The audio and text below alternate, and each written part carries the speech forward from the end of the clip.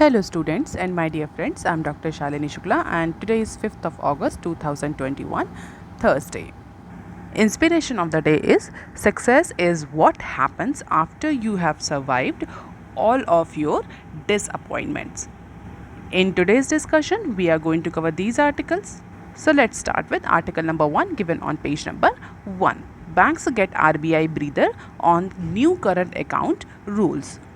Last year से RBI current account को लेकर के जो बैंक्स में हमारे करंट अकाउंट खुलते हैं, करंट अकाउंट्स को लेकर के बहुत ज़्यादा स्ट्रिक्ट इन्फोर्समेंट और क्रेडिट डिसिप्लिन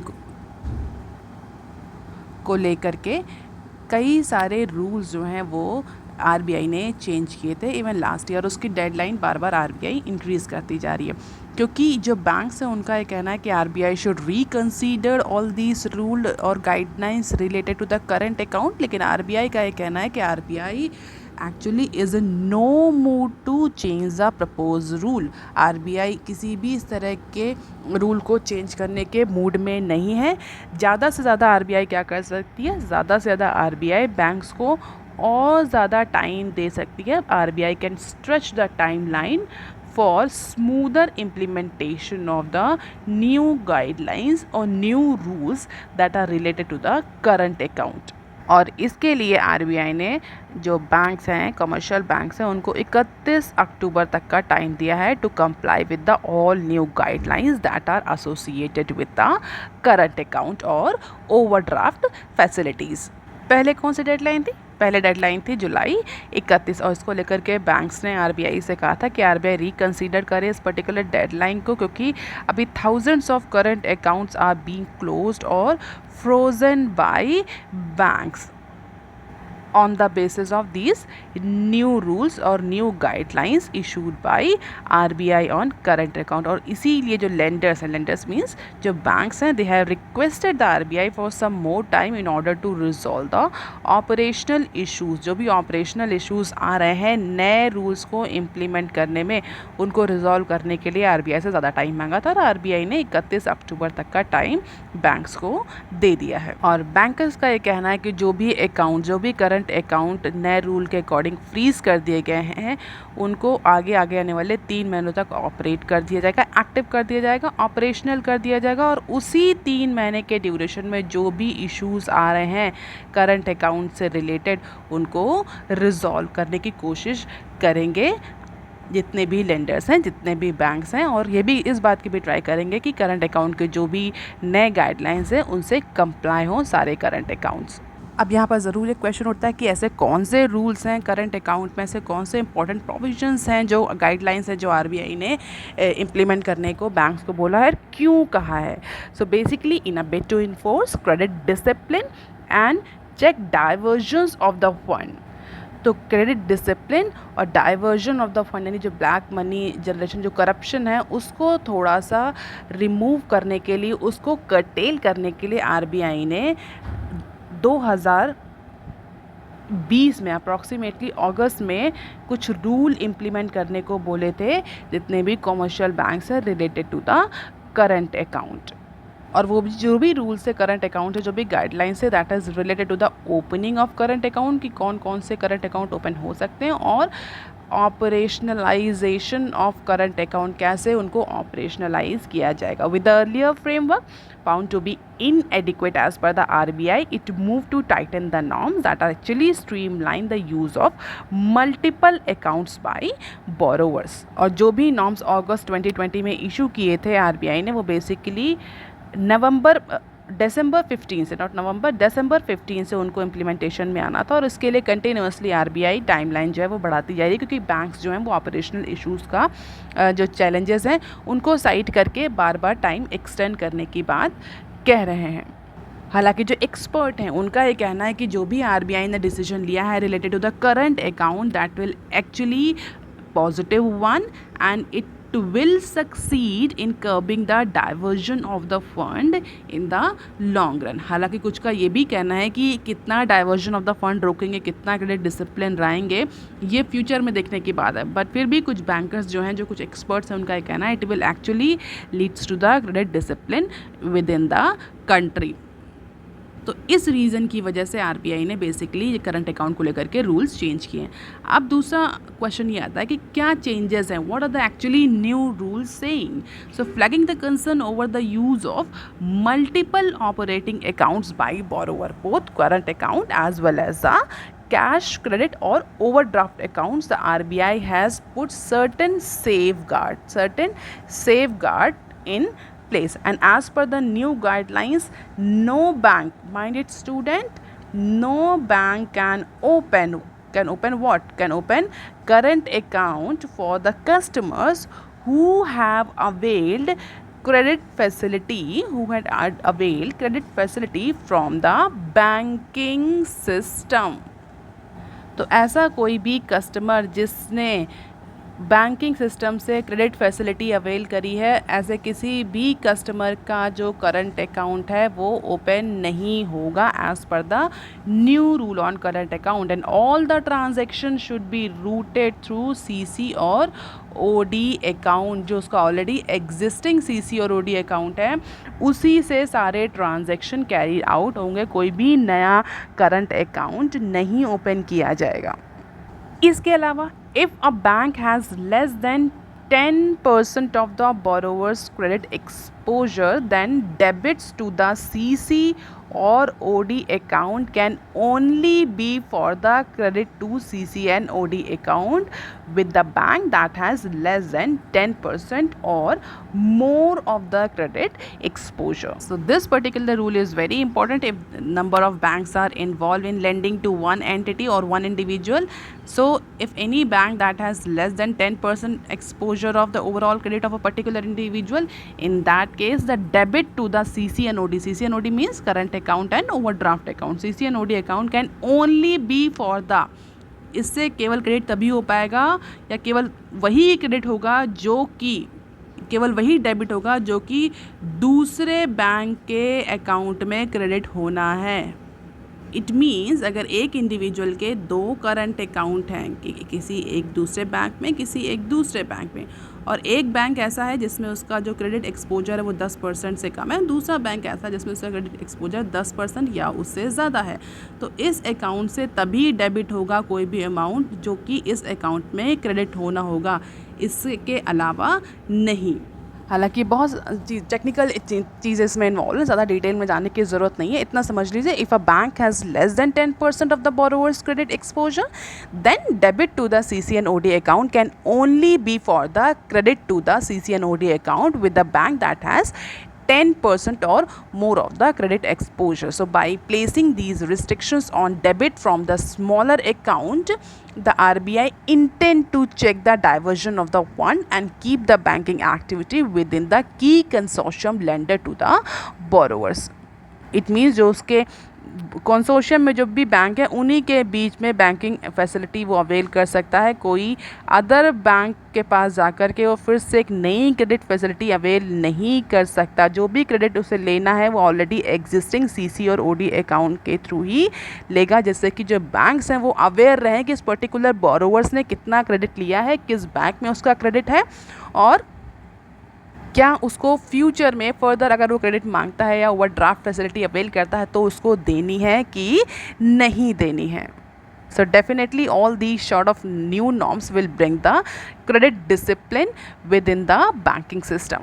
इसके अलावा बहुत और सारे नॉर्म्स भी हैं, जैसे कि in case of customers who have not availed any CC/OD facility from any banks may open their current account but with certain conditions in case of borrowers with more than 50 crore exposure to the banking system।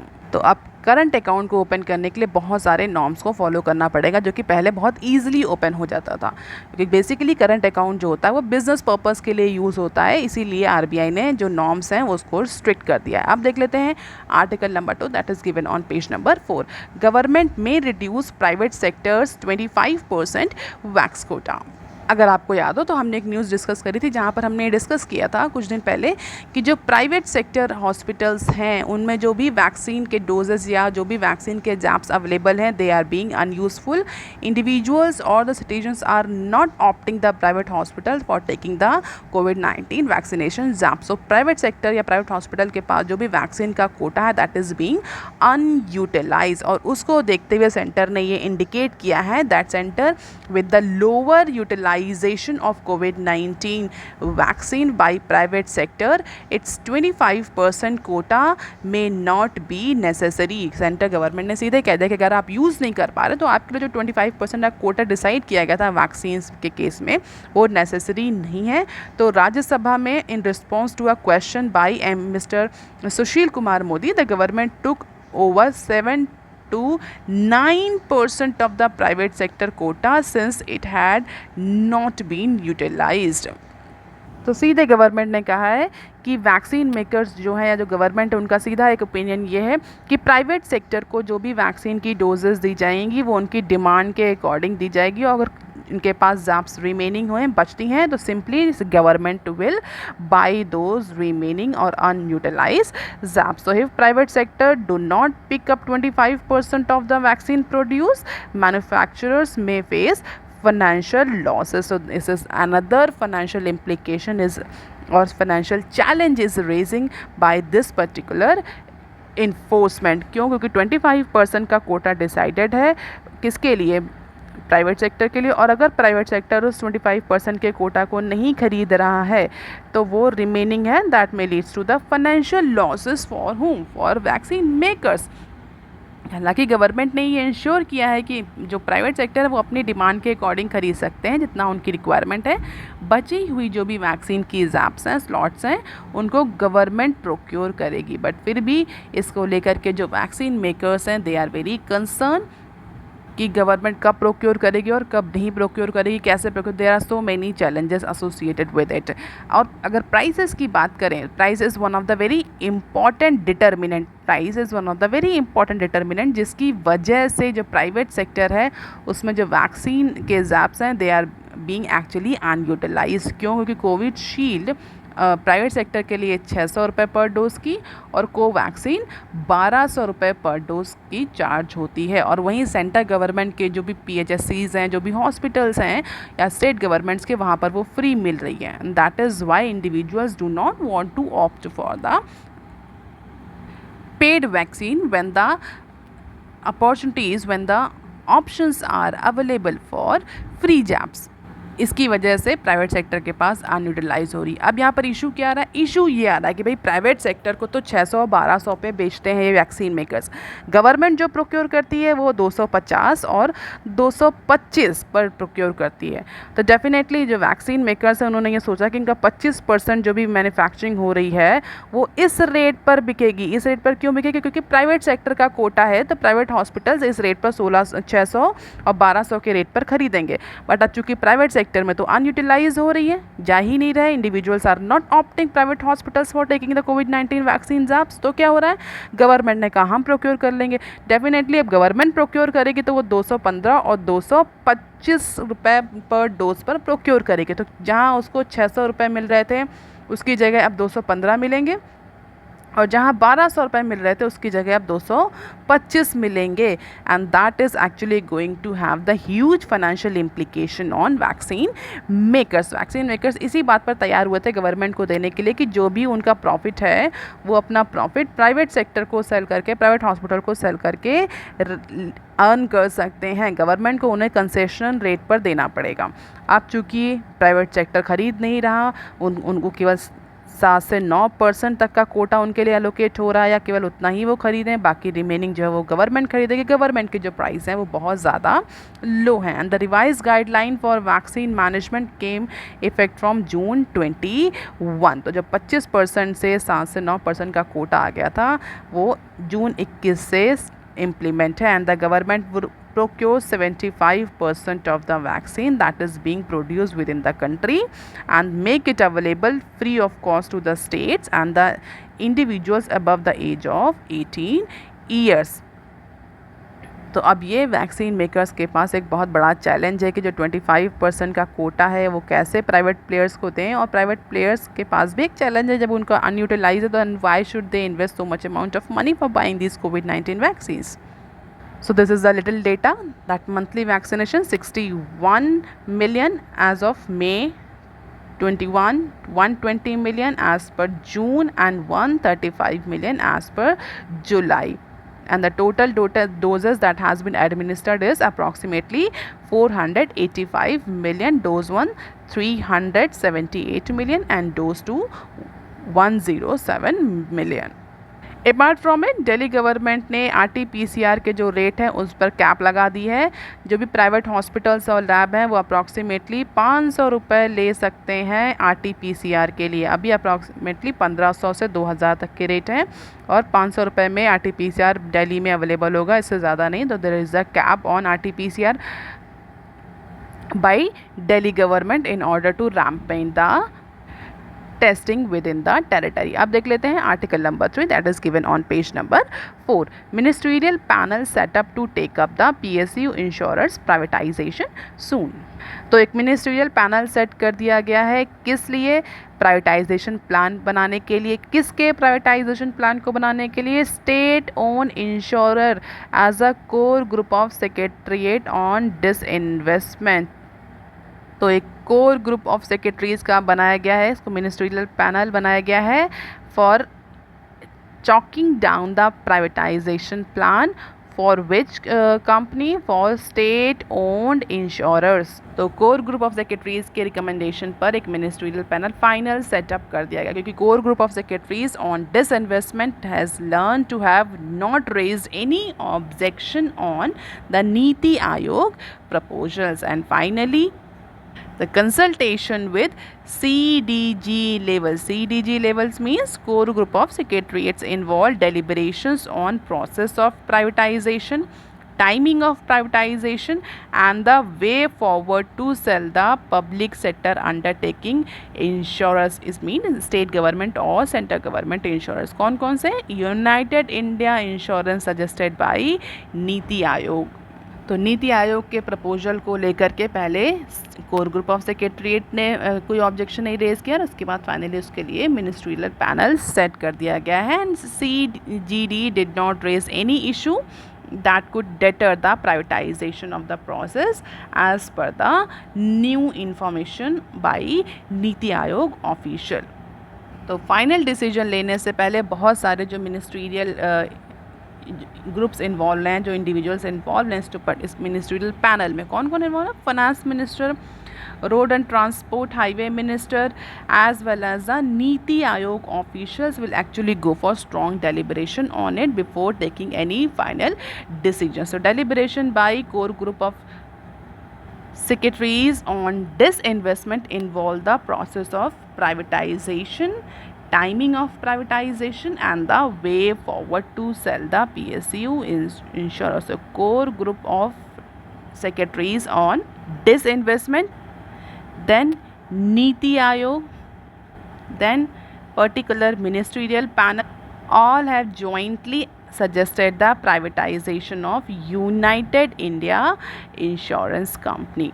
और इसके बाद एक final round of negotiation होगा किसके बीच में? नीति आयोग और दीपम के बीच में. एंड इसी के बाद फाइनल डिसीजन लिया जाएगा कि इस पर्टिकुलर यूनाइटेड इंडिया इंश्योरेंस का कैसे प्राइवेटाइजेशन किया जाए and what will be the timing. अब देख लेते हैं some other news clips. Birla step down from VI board after stake offer. कल ही हमने डिस्कस किया था कि जो मिस्टर कुमार मंगलम बिरला हैं उन्होंने अपने 25% जो शेयर हैं VI में उसको सेल करने की बात करी थी. गवर्नमेंट को ऑफ़र दिया था और किसी भी फाइनेंशियल एंटिटी को ऑफ़र दिया था कि वो चाहे 25% का जो स्टेक है बिरला ग्रुप का VI में उसको ख़रीद सकते हैं. बिरला ग्रुप और Idea group is ready to sell its stake in the dead ridden telecommunication company that is Vodafone Idea.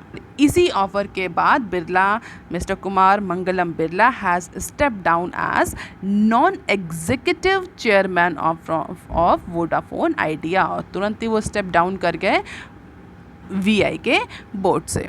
और इसी के साथ एक और न्यूज़ एसोसिएट थी वोडाफोन आइडिया की, that Voda PLC offer VI stake to lenders and BSNL for free. तो कुमार मंगलम के ऑफर के बाद से जो वोडाफोन PLC है which owns approximately 45% stake, Vodafone PLC the parent company of Vodafone, तो 45% स्टेक है उसका इनटू वोडाफोन आइडिया में। तो उस 45% स्टेक को फ्री ऑफ कॉस्ट ऑफर कर रही है किसको, इंडियन बैंक्स, जो लेंडर्स हैं उसके लेंडर्स, यानी जो इंडियन बैंक्स हैं, फाइनेंशियल इंस्टीट्यूशंस हैं, जो बेसिकली जिन्होंने लेंडिंग करी है इस पर्टिकुलर वोडाफोन आइडिया में, जिनके लोन ड्यू हैं। इसके अलावा BSNL government own Bharat Sanchar Nigam, provided they take over the wireless telephonic company set a banking source. तो फ्री ऑफ कॉस्ट। अभी अगर मार्केट कैपिटलाइजेशन की बात करें वोडाफोन आइडिया की, तो it is not zero, approximately 17,327 crore का मार्केट कैपिटलाइजेशन करंटली है VI कंपनी का। लेकिन जिस तरह से डेड लेडन कंपनी है, कुमार मंगलम ने अपने 25% जो शेयर है उनको ऑफ़र कर दिया है सेल के लिए। तो जो 45% शेयर है वोडाफोन PLC का, वो फ्री ऑफ कॉस्ट बैंकर्स को और गवर्नमेंट और स्टेट ओन BSNL को ऑफ़र कर रही है Vodafone PLC। And lender set if BSNL takes over the company, अगर BSNL टेक ओवर करती है वोडाफोन आइडिया को, the government dues to be paid by the merge BSNL VI entity will be a book entry. तो when lenders ने clear कर दिया कि अगर BSNL जाती है वोडाफोन के एक्विजिशन के लिए तो BSNL को पे करने पड़ेंगे जो भी ड्यूज़ हैं वोडाफोन के इन केस ऑफ AGR। आपको पता होगा AGR इशू हम कई बार डिस्कस कर चुके हैं। और इसी न्यूज़ के बाद से जो वोडाफोन के जो शेयर है वो अप्रॉक्सीमेटली 18% तक डाउन कर गए। Why? Because this is a weak signal that has been send by both the entities into VI। अब देख लेते हैं next clip that is given on page number 1 of Business Standard. ED slaps ₹10,600 crore notice on Flipkart for forex violation। So enforcement directorate ने FEMA के तहत foreign exchange management act के तहत फ्लिपकार्ट पर पेनल्टी इम्पोज कर दी है। कितनी पेनल्टी इम्पोज करी है? 10,600 करोड़ की। ED का कहना है कि Sachin Bansal and Binny Bansal founded Flipkart and 9 other entities individuals linked to the ecommerce major, जो कि फ्लिपकार्ट से ही एसोसिएटेड थे, इन सब ने फेमा का वायलेशन किया है। They have flouted the foreign exchange laws and as per these law now they have to pay 10,600 crore as a penalty. 10 entities को शो कॉज नोटिस सेंड करी है किसने? ED ने। ED ने 10 एंटिटीज़ को, जो कि एक तो फ्लिपकार्ट है और बाकी जो 9 इंडिविजुअल्स हैं वो फ्लिपकार्ट से ही एसोसिएटेड है, उनको शो कॉज नोटिस दी गई है और कहा गया है कि उन्होंने फेमा का जो एक प्रोविजंस हैं उनको वॉलेट किया। क्या वॉलेट किया? It alleges that these entities, ये जो 10 एंटिटीज़ हैं, they have actually bleach the various forex exchange norm including the one on transfer and issue of the security to the person outside the India. तो security transfer को लेकर के इन्होंने कुछ violation किए हैं। इसके अलावा कुछ और भी वॉयलेशन है जिसको ED ने नोटिस में लिखा है। तो central prop agency has charge these entities by the order issue in the July by the adjudicating authority on the FEMA. एक तो सिक्योरिटी ट्रांसफ़र को रिलेटेड, दूसरा in violation are in relation to the Flipkart and its other holding firms including one in Singapore. तो एक जो Singapore में जो 9 entities में जो एक एंटिटी सिंगापुर में इस्टेब्लिश है, तो उसमें कुछ सिक्योरिटी ट्रांसफ़र जो कि 2009 से 2015 के बीच में हुआ था, उसकी प्रॉबिंग के बाद ED ने ये पाया दैट कंपनी ने एक बार नहीं बहुत बार फॉरेन एक्सचेंज के जो रूल्स हैं उनको वॉयलेट किया है। 2018 में फ्लिपकार्ट को अगर आपको पता हो तो वॉलमार्ट ने एक्वायर कर लिया था $16 बिलियन की डील पर। हालांकि कंपनी का ये कहना है कि कंपनी जो है वो सारे फेमा से रिलेटेड नॉर्म्स को फॉलो कर रही है और इस तरह के किसी भी एलिगेशन को कंपनी एक्सेप्ट नहीं करती, बट कंपनी फिर भी कॉपरेट करेगी फॉर इन्वेस्टिगेशन। अब देख लेते हैं next clip. Service PMI contract for 3rd straight month in the जुलाई। कल हमने मैन्युफैक्चरिंग PMI के बारे में पढ़ा था, आज सर्विस PMI का डेटा आया और एज पर the data continuously service PMI में फॉल देखने को मिल रहा है। लास्ट 3 मंथ से। So activity in service the biggest sector of the economy. अगर सर्विस सेक्टर के कंट्रीब्यूशन की बात करें इंडियन इकोनॉमी में तो अप्रॉक्सीमेटली मोर देन 50%, कहीं कहीं तो सोर्सेस में 60% तक दिया हुआ है कि सर्विस का जो कंट्रीब्यूशन है, service sector in tertiary sector का जो कंट्रीब्यूशन है इंडियन जीडीपी में, दैट इज़ मोर देन 60%।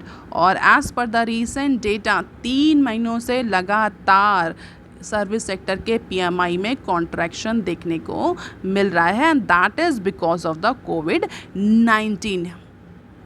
लेकिन एक पॉजिटिव नोट है यहाँ पर कि जो रेट ऑफ कॉन्ट्रैक्शन है, अगर देखें रेट ऑफ कॉन्ट्रैक्शन पिछले डेटा से के कंपेरिजन में तो वो कहीं ना कहीं गिरा है। तो कॉन्ट्रैक्शन जो रेट है वो तो फॉल कर रहा है but still it is a contraction. क्यों कॉन्ट्रैक्शन है? अगर आपको याद हो हमने बताया था 50 के पॉइंट के नीचे अगर पीएमआई है तो दैट इज़ कॉन्ट्रैक्शन और 50 के ऊपर है तो दैट इज़ एक्सपेंशन।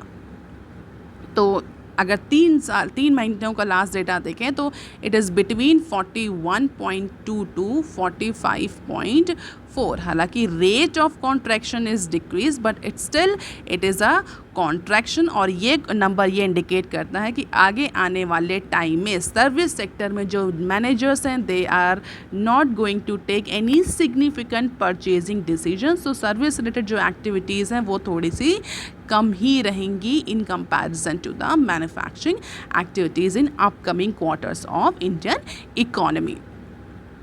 अब देख लेते हैं next clip.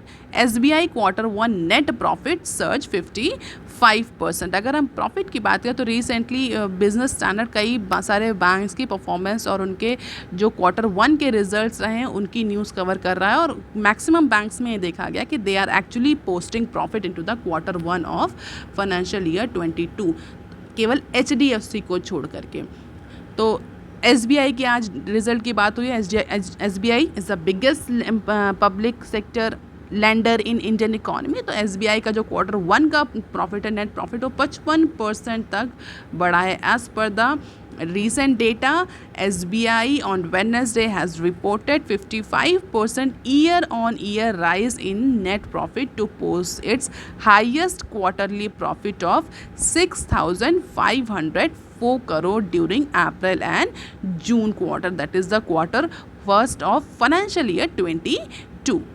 So this particular lender has actually beat the street estimates as a result of rise in non-interest income and dip in provisioning। जो बैड लोन से रिलेटेड प्रोविजनिंग है उसमें कमी आई है और जो नॉन इंटरेस्ट इनकम है वो बढ़ी है। इन दो फैक्टर की वजह से SBI has seen the 55% increase in its profit in comparison to the last year. Definitely low base effect भी यहाँ पर आप कह सकते हैं थोड़ा है, बट कहीं ना कहीं नॉन इंटरेस्ट इनकम और जो प्रोविजनिंग है उसकी वजह से प्रॉफिट 55% तक बढ़ा है। So that's all for today students. If you want lecture PDF, you can join my Telegram channel. You can also follow me on other social media platform.